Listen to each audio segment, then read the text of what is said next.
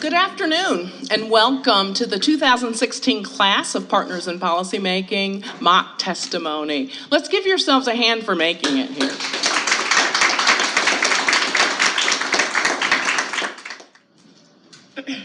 Good afternoon. My name is Elizabeth Wise. I am a parent and infant toddler family specialist from Catawba County. Thank you for your time and attention. How many of you know someone who is pregnant or plans to become pregnant? When women are pregnant, we are monitored and educated, yet no one educates women to avoid kissing their young children on the mouth or sharing food with them. My son spent his first days of life fighting to survive from a virus that could have been prevented. He was born with symptoms of congenital cytomegalovirus, also known as CMV. 90% of children born with CMV do not show symptoms at birth.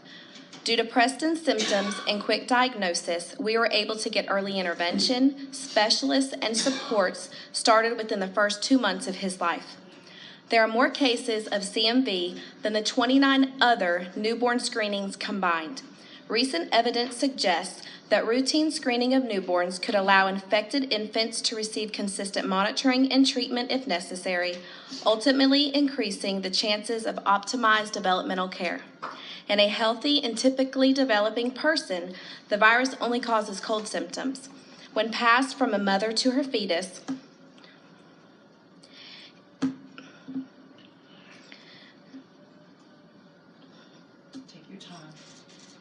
timer's going to run out. It can cause microcephaly, brain calcifications, enlarged spleen, hearing loss, deafness, CMV retinitis, cerebral palsy, and in some cases, death. Today, my son has large areas of his brain that are dead. He is a person with cerebral palsy. He has impulse control issues.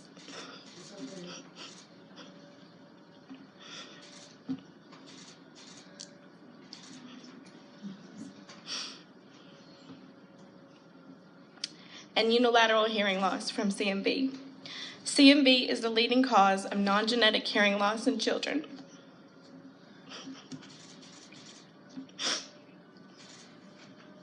CMV can be prevented. I propose education to prevent and screening of newborns for identification. Prevention will save money by eliminating the spread of a disabling virus. Identification will allow quick intervention to minimize costs by promoting long-term success. Legislation has effectively passed in 6 states, with 6 additional states in progress. In 2013, the Utah legislature passed the Cytomegalovirus Public Health Initiative. I and thousands of other voters urge you to address CMV through public policy. By creating a study commission and placing an individual with lived experience as the head, we can create our own public health initiative. Collaborating with CMV experts, specialists, and early interventionists, we can be the forefront of research, development, and education. Please refer to my white paper in front of you. Thank you for your time. I will contact your aide directly in the coming week to follow up. I look forward to working together toward Preston's purpose, creating CMV policy in North Carolina.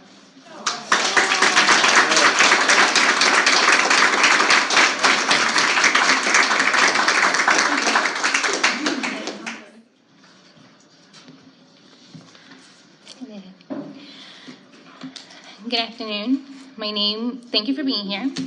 My name is Ana Yancy Picado, and I'm from Onslow County. I am a Marine Corps veteran, mother of a wonderful 12-year-old with Down syndrome, and a board member for the Special Education Allegiance for Eastern North Carolina, which represents thousands of voters.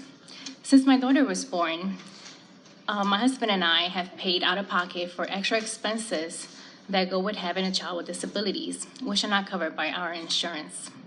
Expenses like therapy copay, specialized equipment, and travel due to medical appointments, to name a few. My challenge today is that my daughter has aged out of inclusive community programs such as daycare. However, my daughter still needs high amount of supervision due to her disability.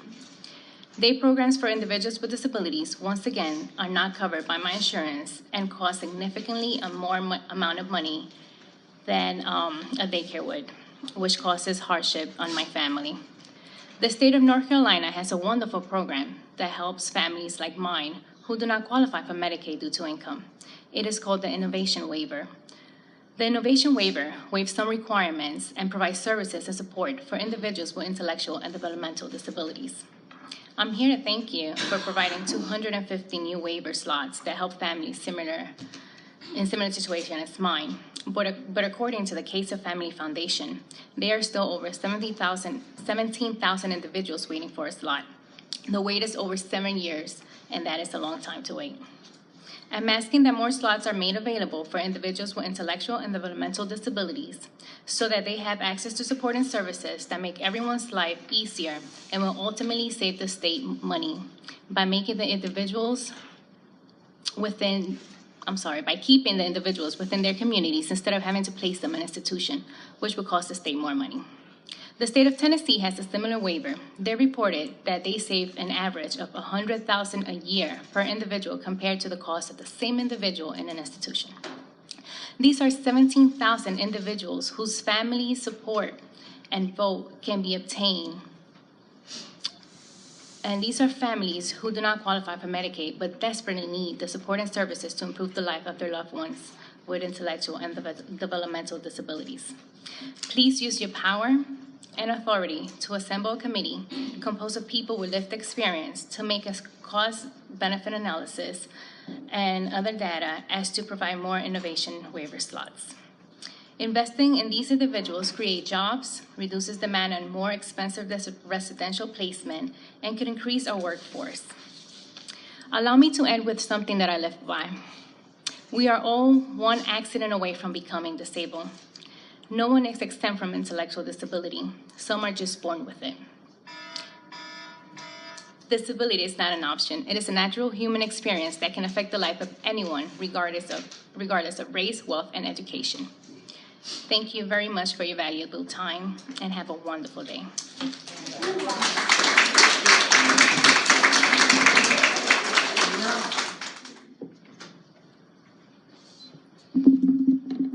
Good afternoon. I'm Tony Chris, and I'm from Currituck County. Thank you for your time and attention.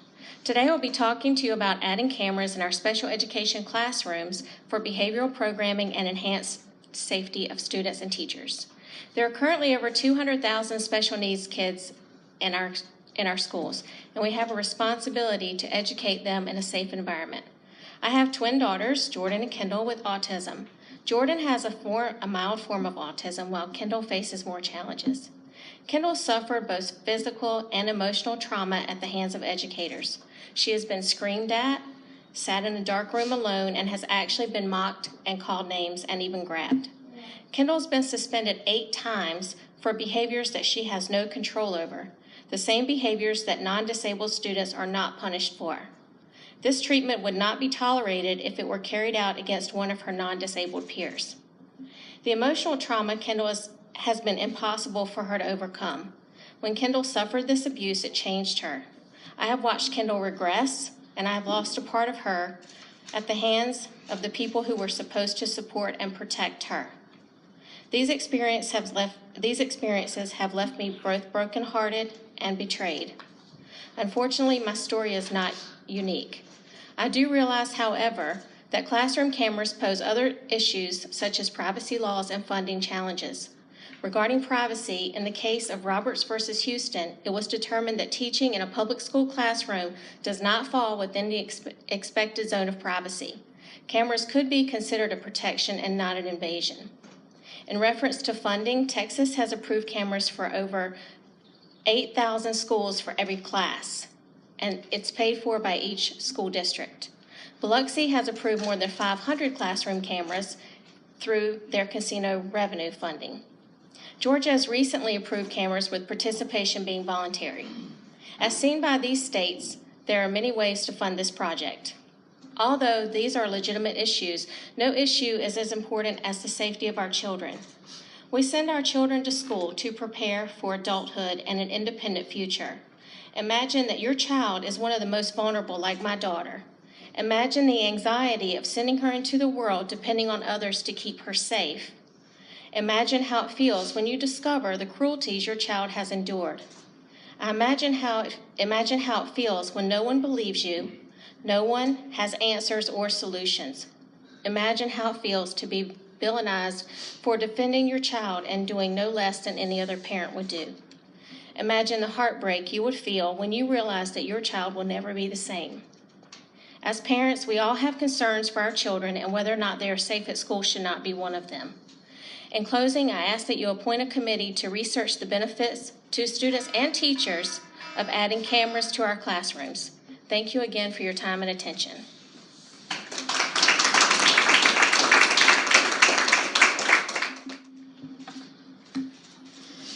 Good afternoon. My name is Jen Minkiff, and I'm from Person County. Thank you for your time and listening to us and our concerns this afternoon. North Carolina Vocational Rehabilitation, NCVR, defines itself as providing opportunities for high school students with disabilities to develop job skills that will help them transition from school to employment after graduation. Under the Workforce Innovation and Opportunity Act, WIOA, NCVRS must arrange for the delivery of pre-employment transition services for students with disabilities who need those services at no cost. The 5 pre-employment transition services that VR must provide are work readiness training, which should include social and independent living skills, career counseling, job exploration, self-advocacy training, and work experience. I am the proud mother of 3 high school students, 2 of which are young adult twins with autism and learning delays. This is Diana and Luke, and they're currently enrolled in the EC Occupational Course of Study program at Person High School, as well as NCVRS. I would like to tell you my experience with NCVRS. When my 19-year-old twins first met the rehabilitation counselor 9 months ago at Person NCVR, their intake interview took over 2 exhausting and confusing hours. They were asked a series of basic questions such as, what career do you want? What are your interests? These questions took some time to process because of their learning delays. They had no idea what a career meant, so they talked about their interests. Diana spoke of her love of animals, all animals, and Luke explained in great detail about his enjoyment in reading about famous people and high-low biographies. The counselor stammered somewhat, looking to me often. I could see the frustration on her face because the twins' responses weren't what she needed to put into her forms. By this time, the twins were even more confused and very tired, and frankly, so was I. They had no real understanding of what she was asking, and I stepped in to help her many times. It was clear to me that she had no way of communicating with my twins. After leaving the meeting, I talked to them, my twins, about their feelings. They were scared of having to go out and find a job right away. They didn't understand the purpose and meaning of it all, and they didn't want to go back.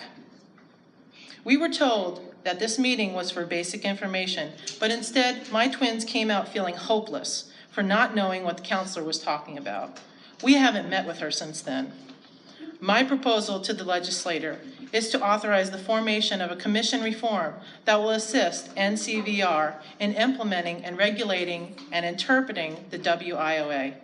By allocating and increasing additional funding to public school districts' ER departments, students beginning at age 14 will have improved transition outcomes, including those students with more severe deficits and limitations. NCVR and the high school system must partner together and be held accountable to prepare our students for successful, seamless transition for school life to job and careers. I thank you again for listening to our concerns this afternoon.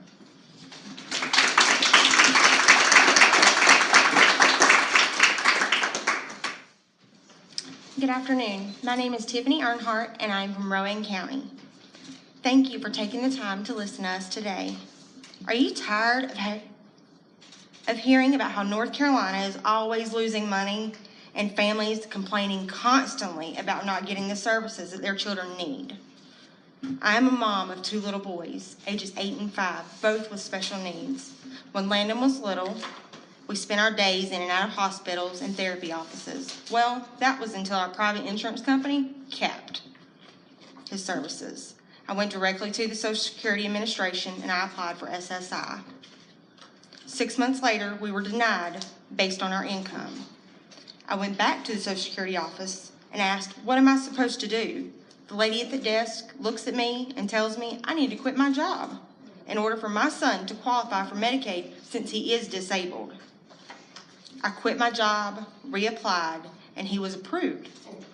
There are currently 43,410 children under the age of 18 on SSI in North Carolina. Our state pays out $733 a month, plus Medicaid, plus food stamps, to most of these families. I am asking you today to stand with me and change a system that is asking parents to quit their jobs, an unintended consequence surely, and live off the government. I am asking for an amendment to Section 1619B of the Social Security Act so that when a child is deemed disabled by the state but denied due to the parent's income, that they are then offered a buy-in option for Medicaid based on a sliding scale. This would allow families to keep their private insurance while having Medicaid as the secondary. By allowing a buy-in option, you're allowing parents to keep their jobs, no longer living off the government, and providing excess funds that can be used in other areas where it's needed. In closing, I thank you for your time, and I ask that you stand with me by amending Section 1619B of the Social Security Act and allowing a Medicaid buy-in option that allows families to work, take care of families' needs while providing a stable and even surplus for the government funding. I look forward to speaking with you soon on amending the Section 1619B of the Social Security Act. Thank you for your time.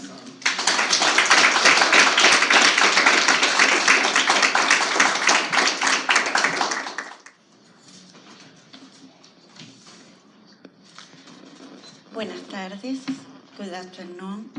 My name is Iliana Gallardo, and I'm from Forsyth County. And I'm a mother with 3 children, including my daughter who has Down syndrome. Thank you for being here today, and especially thank you for passing the Senate Bill 753 in 2007. This is a beautiful law that designates the month of October as Disability History and Awareness Month and requires local boards of education to provide instruction on disability history and awareness. However, with more than 200,000 children with disabilities in the school system of North Carolina and 9 years after you passage of the bill, when I take my daughter to a playground, there are still children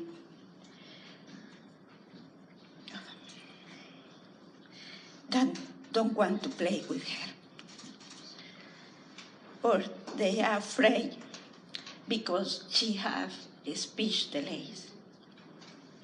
They stare at her or laugh, and they go away. I feel sad, scared, and hopeless. As a parent with a child with a disability, and I'm afraid for the bullying. The history of this country and the history of the world show us the consequences of separating people due to the difference. We need to stop teaching our children our same mistakes because we are more alike than different. I am here to propose an amendment to the Senate Bill 753 and add a statute that will recognize public school districts and the universities that demonstrate the highest achievement in disability awareness. This status is going to have an award component to the public school districts and another for the universities. These award components will be an incentive to implement this law and this will promote inclusion for our children. Gracias por escucharnos el día de hoy. Thank you for listening.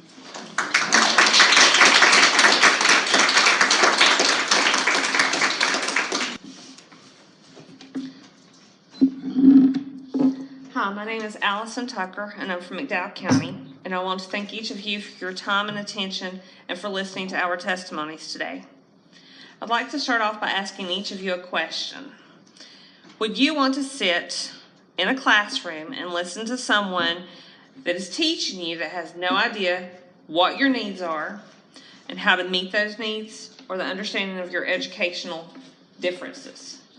The answer is no, none of us would. Yet we ask our children to do this on a daily basis. Our educators have no idea what our children need and face with their disabilities. Nationwide, there are 45 million special education students, and the voters of North Carolina's children make up 1,351,313 of those students ages 6 to 21. We promote inclusion in the classroom and mainstreaming of our students with special education needs. However, the general education classes have the least insight as to how to reach these children's needs. The educators, over their 4-year college career, have only a total of 8 to 12 hours of education regarding special needs. And the North Carolina school districts don't even require any amount of special education on this problem. What training is offered is paid for by the schools or their districts. It is all elective, and therefore they push for what they consider more or better options, such as end-of-grade testing, mathematics, etc. And to me and other parents, this shows a lack of interest and a real priority for our children with special education needs. I've witnessed this firsthand. I have a 7-year-old son who has multiple special needs, and I have been in the classroom when the students as well as the educators have bullied him and made fun of him for his differences as well as his different learning techniques.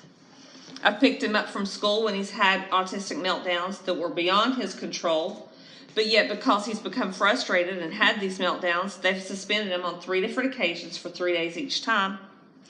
I've also watched him being held down by 4 grown men in a CPI hold for restraint that is supposedly protecting him, when all it does is injure him not only physically but emotionally and mentally.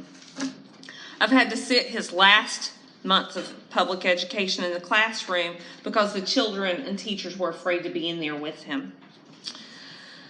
I have provided his education needs.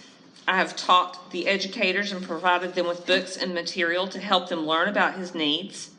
I've provided educational tools, behavioral tools, emotional needs, as well as the classroom needs to make him a success in his education. I'm proposing that the legislature mandate a total of 20 hours per year for educators to learn about the special education needs of the disability students and to provide the proper education that North Carolina voters' children deserve. This could all be done with using our current tax dollars and or the lottery funds.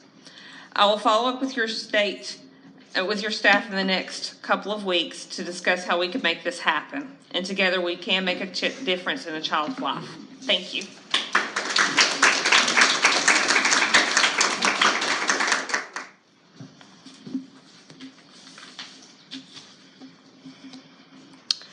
Good afternoon.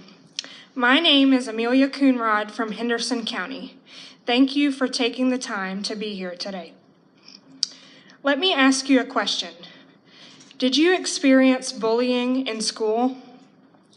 According to the U.S. Department of Health and Human Services, bullying is defined as unwanted, aggressive, and repeated behavior among school-age children that involves a real or perceived power imbalance.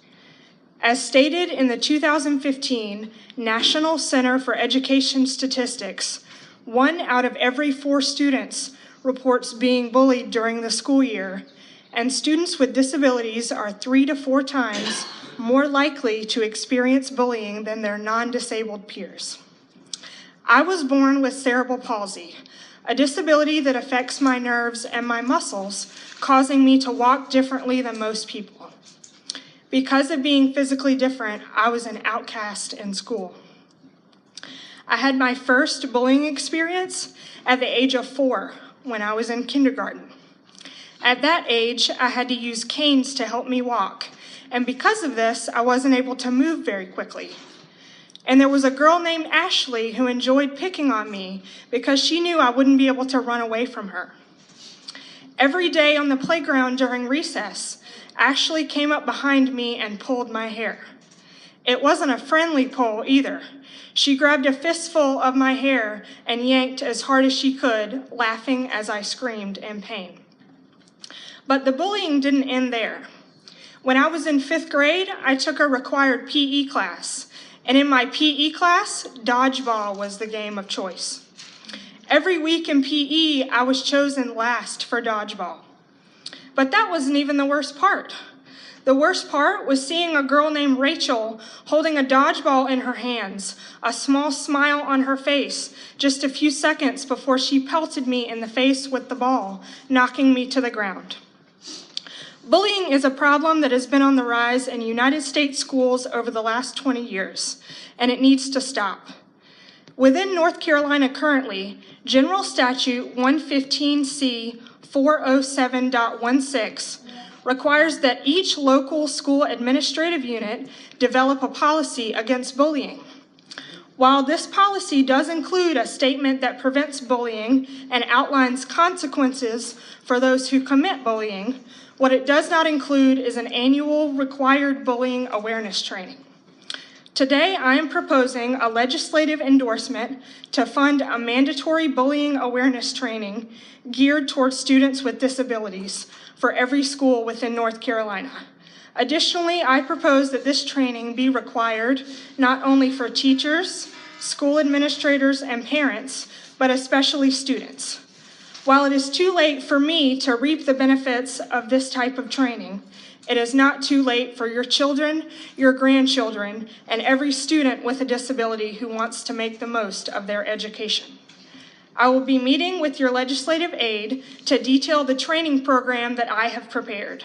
With your legislative endorsement, I am confident school districts will eagerly respond to this serious issue. Thank you.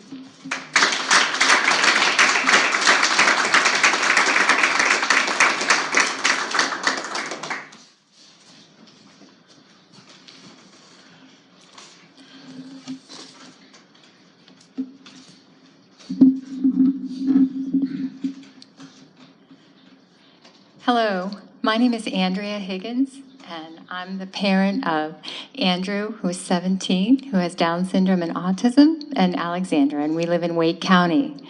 Thank you for including people with disabilities in your policy conversation.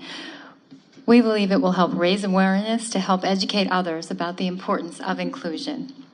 My proposal is about raising awareness to support individualized education visions for inclusive education. And you'll be pleased to know it won't cost a penny. For 15 years, we've watched other children appropriately included in school, reach goals, build friendships, play sports, become prom queen, go to college, and find jobs. Sadly, despite decades of supporting research that inclusion benefits all children, federal research shows it is still the norm for children with disabilities to face overwhelming barriers to high-quality, inclusive education in our public schools. Too many kids, like my son, are only offered education in settings separate from their non-disabled peers. But the Individuals with Disabilities Education Act presumes the first placement is the regular classroom. Much to our heartache and despair, and not for lack of trying, zero opportunities for meaningful inclusion since preschool resulted in incalculable negative consequences by high school. Our fun-loving, smart son occasionally enters the cafeteria where his non-disabled peers eat lunch as a touted token of inclusion. But he sits at a literal and figurative segregated lunch counter, denied a full menu, of activities, friendships, and educational opportunities all children deserve. In fact, the North Carolina Department of Public Instruction reports that only 25% of students with intellectual disabilities, like my son, are included. I think, because while these DPI statistics are public, they are not easily deciphered and not broken down by school. That's why I propose that you pass simple legislation to instruct and require each school every year by January 1st to report on its website the number and percentage of students with disabilities who are in regular and separate classrooms. As we work to train and support general education teachers in special ed by demystifying this all but shrouded secret, that code that we could never crack, inclusive schools can serve as role models. Concerned citizens and the media can give pass and failing grades. Volunteers and advocates can lend support. And students and their battle-weary, bewildered parents who face disproportionate challenges, divorce rates, and financial burdens can choose wisely, and we hope avoid our painful regrets. While too late for our son, our inclusive school report card can help policymakers take an active role in raising awareness. Your role in awareness was a major finding and recommendation of last September's joint statement on inclusive education from the U.S. Department of Education and Health and Human Services. It said the biggest barriers to inclusion are attitudes and beliefs influenced by misinformation, outdated negative stereotypes, and lack of awareness of the research that shows inclusion helps everyone. Thank you for considering this cost-free solution.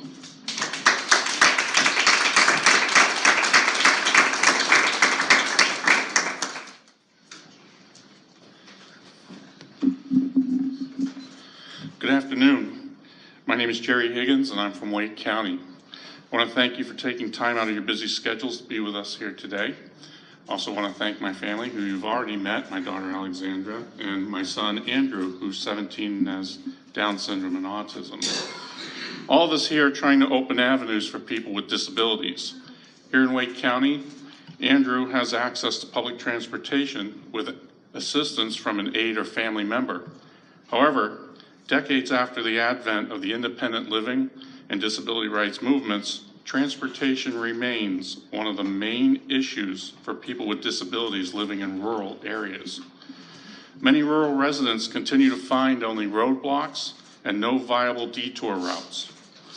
They continue to be isolated, frustrated, and cut off from going to work or school, visiting family, go on dates, or have access to health services because of the lack of adequate transportation.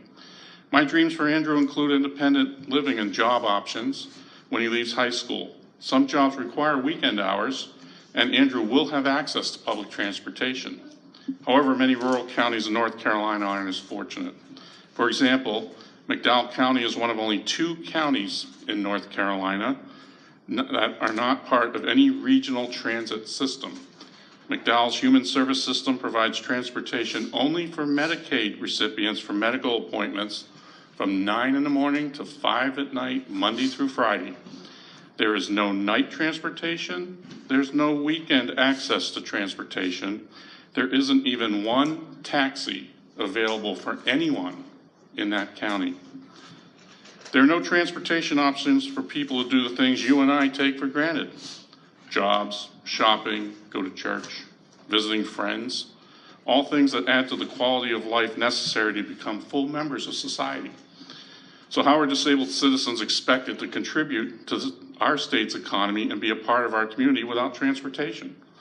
How do they get access to jobs? How do they gain access to independent living options or vocational training opportunities without access to a statewide network that serves more than 77 million passengers and provides $1 billion yearly, according to the North Carolina Department of Transportation's report about business output to each community? It's time for the state to recognize and take action so people who are affected by this lack of transportation in McDowell and other rural counties have the barriers removed so they can be part of the workforce and participate fully in their communities. I propose the General Assembly create a task force to address public transportation limitations in rural areas. This task force would include rural representatives, advocates, and the North Carolina Department of Transportation Public Transportation Division. Then they would come back with recommendations that can be implemented, such as applying for federal and state grants to increase public transportation options and opportunities for everyone. I will provide you NCDOT contact information in the Public Transportation Division to help begin this process. Let's be the state to lead the nation in providing everyone equal access regardless of where they live in North Carolina. Thank you very much for your time.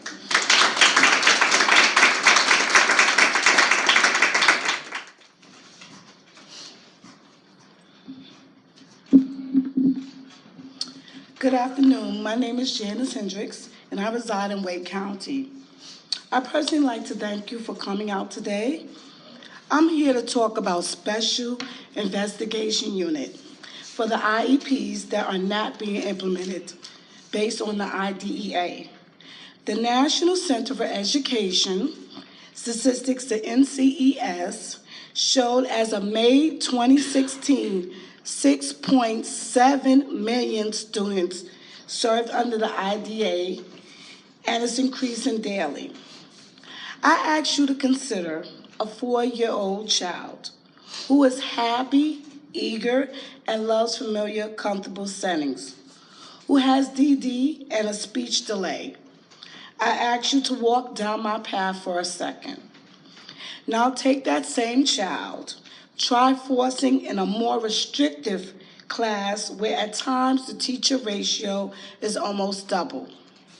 And due to administration convenience and lack of resources for parents and families to go to outside of the school systems, but that child still needs services. Due to the rapid growth of North Carolina, resources are limited, and families, due to religious reasons, or would like a choice of options. Those children often get tossed to the side, and lack of support for parents are just not there. More fundings and support in these settings will save millions of dollars in the future across the board. One of the key elements of the predictors is self-determination, is the ability to make choices, solve problems, set goals, evaluate options, take initiatives to reach one's goal, and accept consequences of one's actions under INTAC, which is the National Technical Assistance Center for Transition. In conclusion, this will contribute to independence, productivity, integration, self-determination, and inclusion for future young men and women. Implementing this as early as possible is key to success. I sincerely thank you for your time today and will be following in the office in the near future. And a well-known quote that I love, it really takes a village to raise a child. And I would be honored for you to be part of our village. Thank you.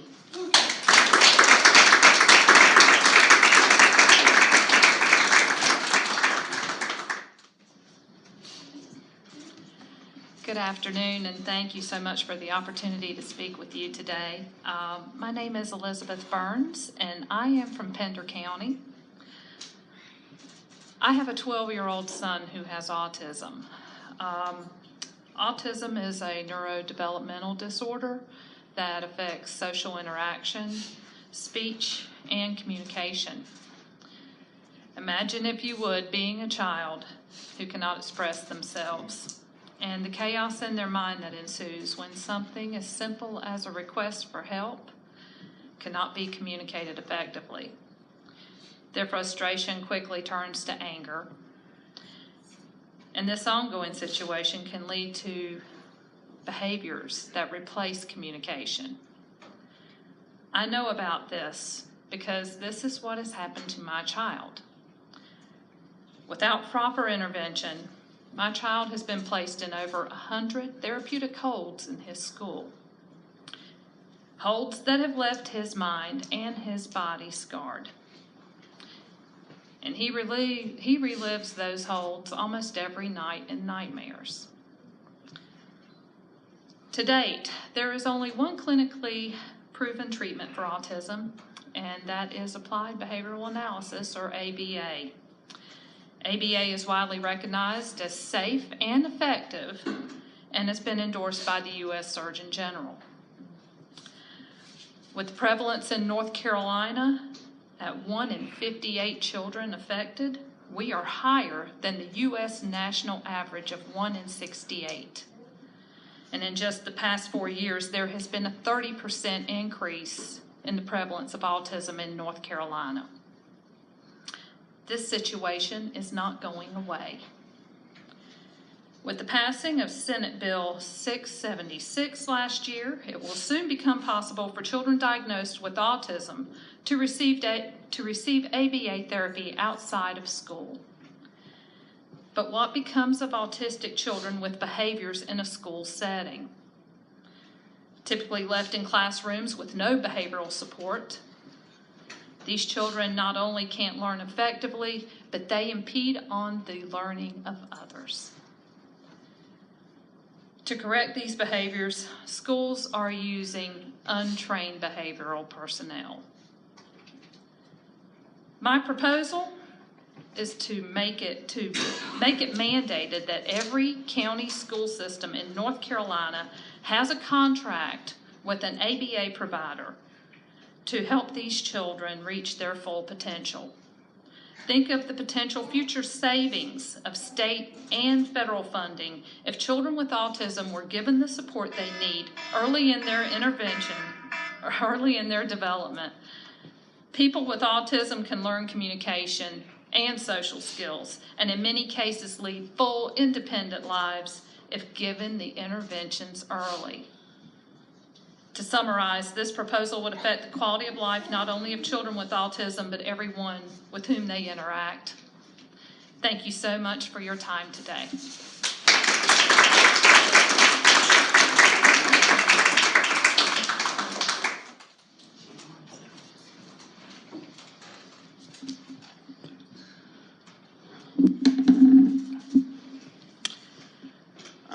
Hello, everyone. My name is Toke Newman, and I would like to thank you for your time and your attention today.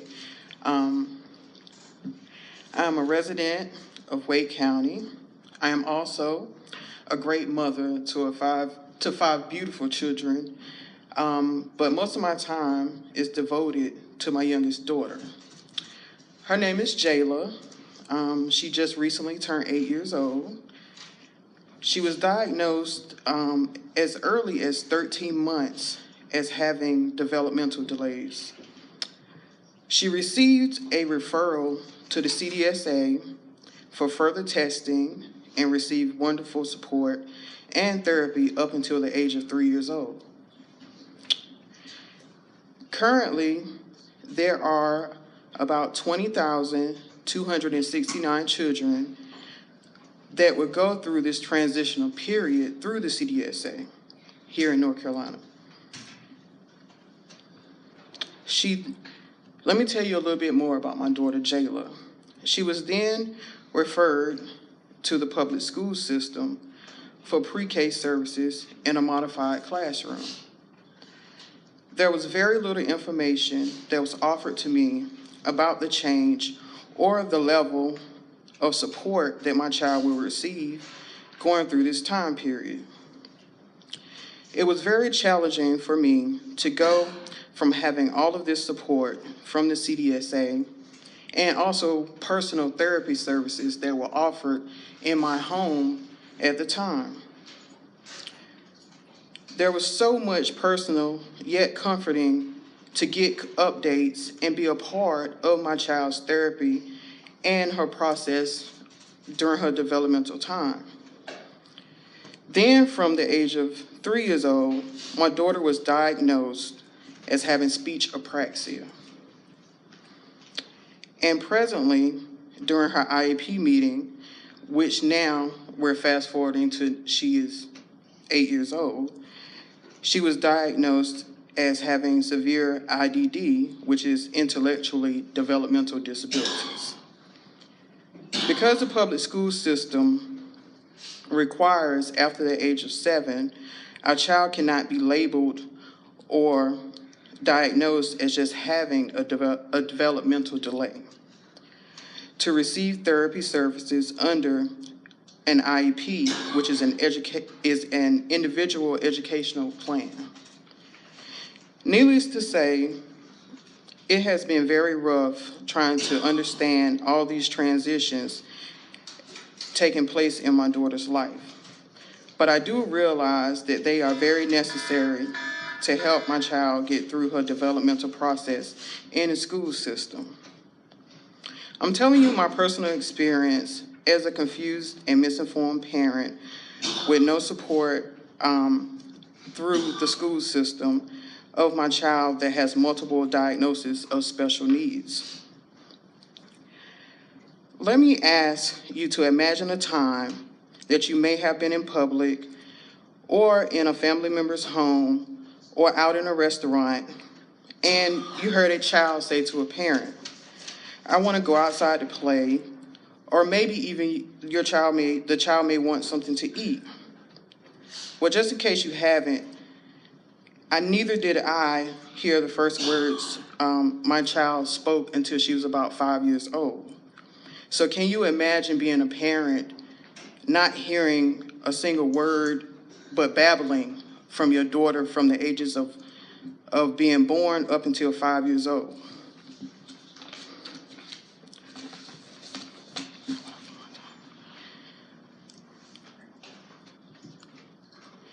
What I am proposing is that the state legislators offer more support and resources to families beyond the IFSP. I also think that this should be required during the final IFSP meeting to help families transition better through their personal experiences with the public school system. I also feel that there should be a self-advocate or a resource referral support person on the team during this transitional meeting.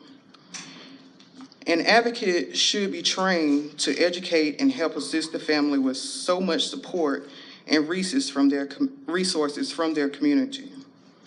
Based on their child's special needs, they should also be given a directory or a pamphlet to help within their county or community. In closing, please take this proposal into consideration to help more families in North Carolina be more informed of services available for their children with special needs. I will also be more than happy to help advocate and research more to put together a booklet for each categories that these children fall under for special needs to help assist with families. Thank you today for your time and your consideration and listening to my story.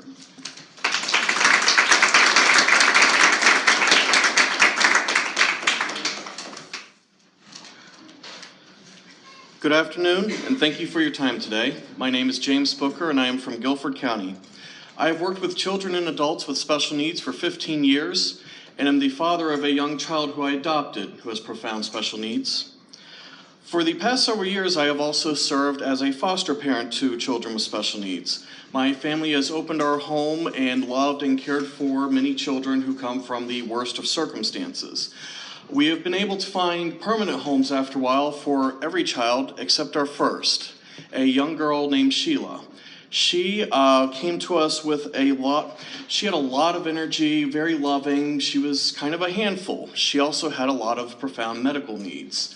We frequently would have to rush her to the hospital all times of the day and even in the middle of the night. After one such emergency, the decision was made that she should be institutionalized because they saw it as a danger for her to remain with my family. I come to make a statement that would benefit hundreds of children in this state right now. Children should not be institutionalized. In a state where alternatives already exist, the state still on occasion has made that decision. lot of people don't even realize institutions still exist, that they exist in other countries or were closed long ago. And in a state where we already have other arrangements, we should be closing them down, at least to children. AFLs, or alternative family living units, are houses where children could live with a loving family as opposed to being institutionalized. An AFL costs around $45,000 a year, as opposed to institutions that can run as much as $175,000 a year. The savings alone make this a very important thing to consider. Children who are institutionalized are also notoriously understimulated, miss basic developmental milestones, and lose many of their abilities. The same thing has happened with Sheila. She has lost the ability to eat food by mouth. She has lost the ability to stand or walk. She is not stimulated throughout the day, and just to feel something, she has resorted to self-abuse. Because of this self-abuse, she has to wear arm splints all day and is kept confined to her wheelchair. Knowing that there is an alternative, it is my feeling that we should not be institutionalizing children when there are always other options. Thank you.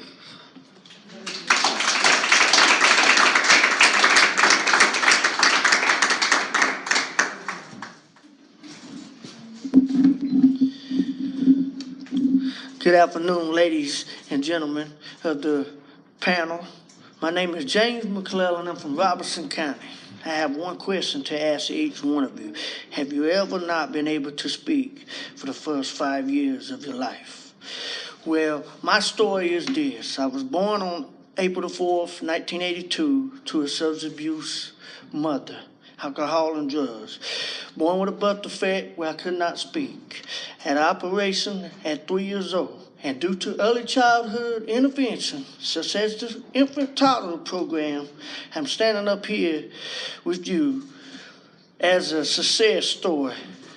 It gave me the foundation to graduate high school, to serve my country in 2 wars, to be able, it has also empowered me to get a 2-year degree, also a 4-year degree in Bachelor's of Criminal Justice. But the greatest empowerment it has gave me is the opportunity to be here in Partners in Policy to tell my story on how early childhood interventions such as infant toddler program can benefit kids like me and every other kid that has a developmental disability. I'm asking, due to the funding in the last 3 years, it has been cut $28 million. I am asking, with services like these, that I have been, services like that, I'm asking that keep individuals with disabilities like me, that helps us become good neighbors, productive workers, responsible cities in the communities where we live at. Once again, I thank you for letting me tell my story.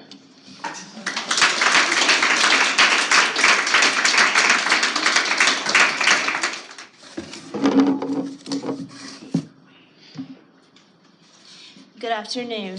Thank you for being here today. My name is Tamara Riggs from Gaston County, North Carolina. I am a person with a developmental disability. However, like many others, my disability is invisible. If you were to just look at me, you would not know that I have autism. First, I want to tell you that there are 130 people in the state of North Carolina who have developmental disabilities, and 60,000 of those have autism. Police officers interact with those who have developmental disabilities during crisis situations. However, many police officers do not understand developmental disabilities and often fail to recognize that a person is disabled. They misperceive the behaviors that can sometimes be unpredictable as a threat. They often think that a person who does not respond to their demands as being willfully disobedient and react with excessive force, when in reality a person with a developmental disability may not be able to process verbal information.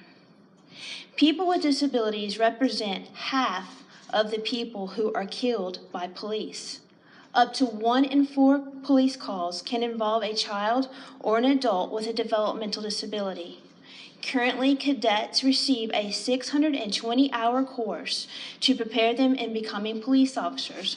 Only 8 hours is a shared focus on mental illness and developmental disabilities. However, very little is mentioned concerning developmental disabilities, and many police officers feel that the training has not been adequate in assisting officers to communicate, interact, and even recognize when someone has a developmental disability. 94% of North Carolina law enforcement officers feel that more training would be helpful. One officer stated in a recent survey, "With more training concerning developmental disabilities, I may react differently and not feel as angry." 87% of law enforcement officers would be interested in receiving more training. Mandating more training in the area of developmental disabilities before officers are ready for the streets will assist in alleviating unnecessary violence, promote more understanding, and positive interactions. We have already seen what has happened in other states, where this type of training has not been sufficient, innocent lives lost, and injuries which could have been preventable. Why wait before North Carolina becomes a statistic in police violence among those who are developmentally disabled?